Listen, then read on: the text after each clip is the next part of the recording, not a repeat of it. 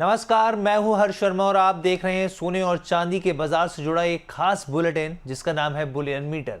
सोने चांदी के दाम लगातार यहां पर उतार चढ़ाव देखने को मिल रहा है। साल 2025 का तीसरा महीना यानी कि मार्च में खास तौर पे काफ़ी उतार चढ़ाव अभी कुछ दिनों के अंदर ही देखने को मिला है। यहाँ पे आज के कारोबार की बात करें तो घरेलू वायदा बाजार यानी कि मल्टी कमोडिटी एक्सचेंज MCX पर सोने और चांदी में गिरावट के साथ कारोबार हो रहा है। दूसरी ओर विदेशी बाजार में भी सोने और चांदी में कमजोरी देखने को मिल रही है। सोने और चांदी का आउटलुक क्या रहेगा, इसमें ट्रेडिंग को लेकर किस तरीके की रणनीति बनानी चाहिए, इस पर बातचीत करने के लिए हमारे साथ जुड़ रहे हैं पृथ्वी फिनमार्ट के डायरेक्टर और कमोडिटी एंड करेंसी रिसर्च के हेड मनोज कुमार जैन जी। सर, आपका बहुत बहुत स्वागत है द बोनस प्लेटफॉर्म पर। थैंक यू हर्ष। सबसे पहला मेरा सवाल आपसे ये रहेगा, सोने और चांदी में आज गिरावट देखने को मिल रही है, तो ये गिरावट क्या और बढ़ सकती है और उसके पीछे के कारण क्या है? जहां तक यहाँ पे आज जो हल्की गिरावट देखने को मिल रही है तो इसमें कोई चिंता की बात नहीं। हम कह सकते हैं कि एक नॉर्मल प्रॉफिट बुकिंग जो है, और आज यहाँ पे यूएस के जॉब के जो डेटा आना है उसके पहले यहाँ पे जो ट्रेडर्स थोड़ा सा कॉशियस व्यू जो है अपनाते हुए नजर आ रहे हैं। दूसरी एक और वजह यहाँ पे यूएस प्रेसिडेंट डोनाल्ड ट्रंप ने कल जो मैक्सिको के टैरिफ को पॉज किया है 1 महीने के लिए, उसके चलते भी थोड़ी सी मुनाफा वसूली जो है सोने और चांदी की कीमतों में देखने को मिल रही है। लेकिन ओवरऑल यहाँ पे ट्रेंड चाहे सोना हो या चांदी हो, लंबी अवधि का अभी भी पॉजिटिव ही बना हुआ है। और हमारा मानना है कि यहाँ पे निचले स्तरों से फिर रिकवरी सोने और चांदी की कीमतों में देखने को मिल सकती है। अच्छा सर, ओवरऑल लॉन्ग टर्म के हिसाब से ट्रेंड जो है वो पॉजिटिव बना हुआ है और निचले स्तरों से यहाँ पर रिकवरी देखने को मिल सकती है। तो जो भी व्यूअर्स हैं इस चीज़ का ध्यान रखिए यहाँ पर। सर, एक चीज़ और बताइए, अमेरिका में 10 साल की जो ट्रेजरी यील्ड है वो एक हफ्ते से ज़्यादा की ऊंचाई पर पहुंच गए हैं। इसका सोने की कीमतों पे क्या असर पड़ता है? एकदम सर लेमैन में भाषा में हमारे व्यूअर्स को समझाइए, क्योंकि वो यील्ड को लेके कंफ्यूज रहते हैं कई बार, और इन दोनों में आपस में क्या कनेक्शन है सोने में और बॉन्ड यील्ड में, वो भी बताइए सर। बिल्कुल, यहाँ पे हर जो है यूएस की जो बॉन्ड यील्ड है या बॉन्ड की जो दरें हैं उसका और सोने चांदी की कीमतों का बिल्कुल इनवर्स रिलेशन है। और हम देख रहे थे कि जो अमेरिका के 10 साल के जो बॉन्ड की दरें हैं उसमें लगातार गिरावट देखने को मिल रही थी, क्योंकि जापान और चाइना जो है यूएस डॉलर में जो है लगातार सेलिंग कर रहे थे। उसके चलते हम बॉन्ड की दरों में गिरावट आते हुए देख रहे थे।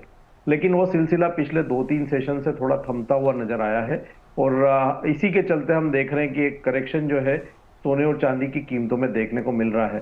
तो सिंपल शब्दों में अगर हम समझें तो अमेरिका में अगर 10 साल के बॉन्ड की दरों में बढ़त आती है तो उसका एक नकारात्मक असर जो है सोने और चांदी की कीमतों पर देखने को मिलता है।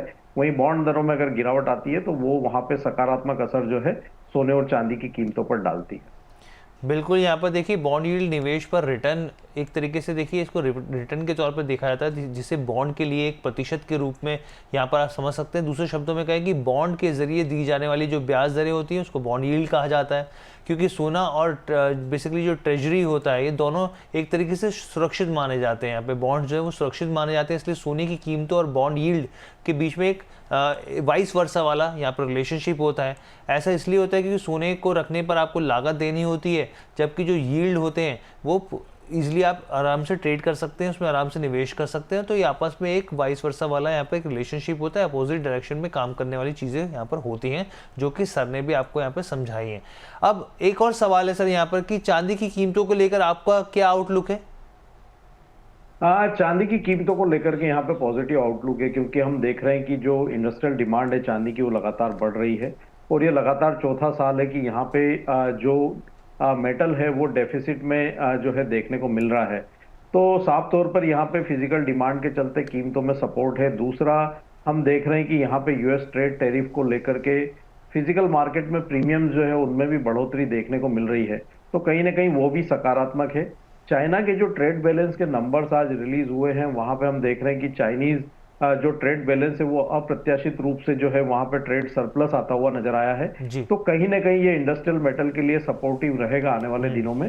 तो हमारा मानना है कि ओवरऑल ट्रेंड जो है वो चांदी के लिए यहाँ से पॉजिटिव नजर आ रहा है। ठीक है, ओवरऑल ट्रेंड जो है वो पॉजिटिव नजर आ रहा है यहाँ पर। एक आखिरी सवाल सर आपसे ये पूछना चाहूँगा, सोने और चांदी को लेकर ट्रेडिंग कॉल्स क्या रहेंगी? सोने और चांदी में आज यहाँ पे किसी को रणनीति बनानी हो तो थोड़ा सा अगर गिरावट आती है सोने और चांदी की कीमतों में तो बाइंग की रणनीति बना करके चलना चाहिए। सोने का जो MCX का अप्रैल एक्टिव वायदा है अगर मैं उसकी बात करूं तो 85,650 के स्तर पर बाय किया जा सकता है।